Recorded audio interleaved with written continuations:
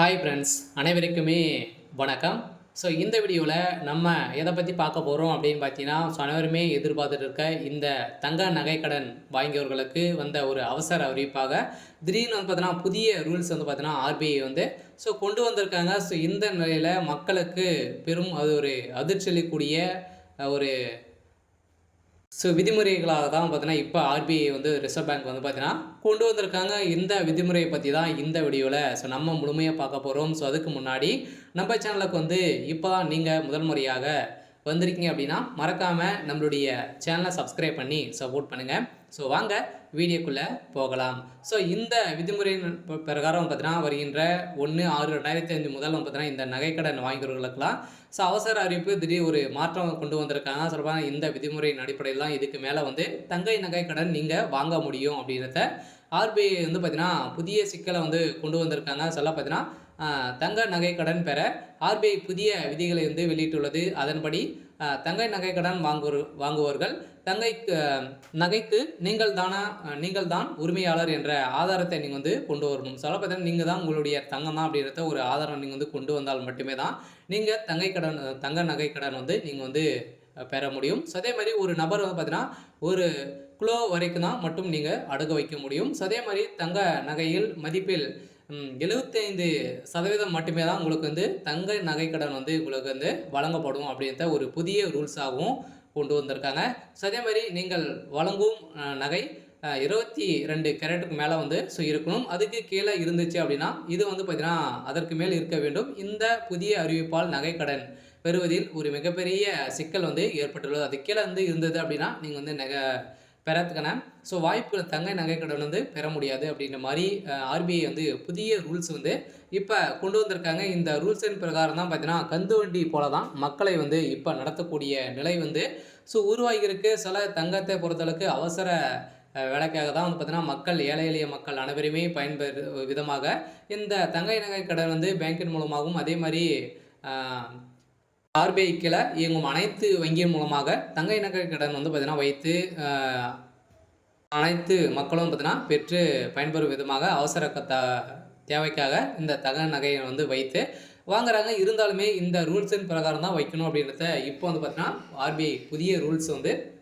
கொண்டு வந்திருக்காங்க. இந்த ரூல்ஸ் பிரகாரம் பார்த்தீங்கன்னா நம்ம வந்து முழுமையாக என்னென்ன ரூல்ஸ் எல்லாம் வந்து பார்த்தீங்கன்னா இதில் வந்து கொடுத்துருக்காங்க அப்படின்ட்டு தொடர்ந்து வீடியோவில் பார்க்கலாம். மறக்காமல் நம்மளுடைய சேனலை சப்ஸ்கிரைப் பண்ணி பாருங்கள். சில தங்கை நகை கடனை பொறுத்தளவுக்கு ரிசர்வ் வங்கி வெளியிட்டுள்ள புதிய விதிகளின் அடிப்படையில் இந்த தங்கை நகை கடன் தொடர்பாக ரிசர்வ் வங்கி புதிய விதிகளை வெளியிட்டுள்ளது. இந்த விதியால் பொதுமக்கள் கடும் அதிர்ச்சி அடைந்துள்ளனர். ரிசர்வ் வங்கி வெளியிட்டுள்ள புதிய விதிகள் தங்கை நகையின் மதிப்பில் 75% மட்டுமே நீங்கள் வந்து தங்கை நகைக்கடன் வந்து நீங்கள் பெற முடியும். அதே மாதிரி இது எடுத்துக்காட்டாக நகைக்கடன் மதிப்பு 100 ரூபாய் என்றால் 75 ரூபாய் மட்டுமே தான் நீங்கள் வாங்க முடியும் அப்படின்றத ஆர்பிஐ வந்து சொல்லிட்டாங்க.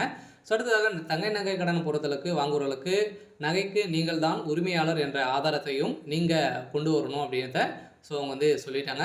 அடுத்ததாக தங்க நகையின் தூய்மை தன்மை குறித்து வங்கியிடம் சான்றிதழ் பெற வேண்டும். அதே மாதிரி குறிப்பிட்ட வகையிலான தங்கைகளுக்கு தங்கங்களுக்கு மட்டுமே நகைக்கடன் வழங்கப்படும். அதேமாதிரி நகை 22 கேரட்டர் அல்லது அதற்கு மேல் இருக்க வேண்டும். வெள்ளி நகைகளுக்கும் கடன் பெறலாம் எனவும் அதே மாதிரி வந்து பார்த்தீங்கன்னா நீங்கள் வந்து வெள்ளிக்கும் நீங்கள் வந்து நகைக்கடன் வந்து பெறலாம். தனி நபர்கள் 1 கிலோ தங்க நகை மட்டுமே தான் நீங்கள் வந்து அடகு வந்து வைக்க முடியும் அப்படின்ற ஒரு புதிய ரூல்ஸாகவும் கொண்டு வந்துட்டாங்க. அடுத்ததாக பார்த்தீங்கன்னா நகைக்கடனாக பெறப்படும் தங்கம் 22 கேரட் மதிப்பில் அடிப்படையில் கடன் வழங்கப்படும். அதுக்கப்புறம் பார்த்தீங்கன்னா நகைக்கடன் ஒப்பந்ததாரின் முழுமையான தகவல் வந்து இடம்பெற்றிருக்க வேண்டும் அப்படின்றத தெளிவாக ரிசர்வ் பேங்க் வந்து பார்த்தீங்கன்னா இப்போ கொண்டு வந்துட்டாங்க. அடுத்ததாக நகைக்கடன் வாங்கியவர் அந்த கடனை திரும்ப செலுத்தி 7 வேலை நாட்களில் நகையை வந்து திருப்பி ஒப்படைக்க வேண்டும். 7 வேலை நாட்களில் ஒரு வாரத்துக்குள்ளே பார்த்தீங்கன்னா ஒப்படைக்கவில்லை என்றால் கடன் கொடுத்தவர் வங்கிகள் ஒரு வேலைக்கு தலா 5,000 ரூபாய் என்பதுனா அபராதமாக கொடுக்க வேண்டும் என தெரிவிக்கப்பட்டுள்ளது.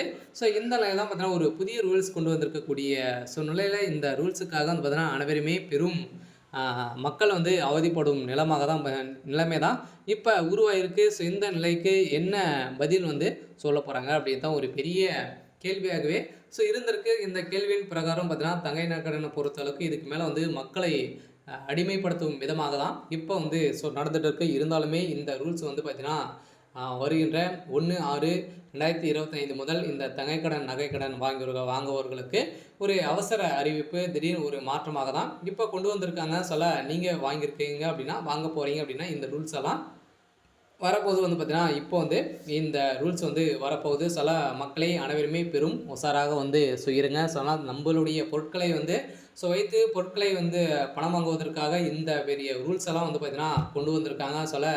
மக்களை கந்துவட்டிக்காரன் போல தான் பார்த்தீங்கன்னா, நம்மள வந்து நடத்தும் விதமாக தான் ரிசர்வ் பேங்க் அதிரடியாக இப்போ ஒரு விதிமுறையை வந்து கொண்டு வந்திருக்காங்க.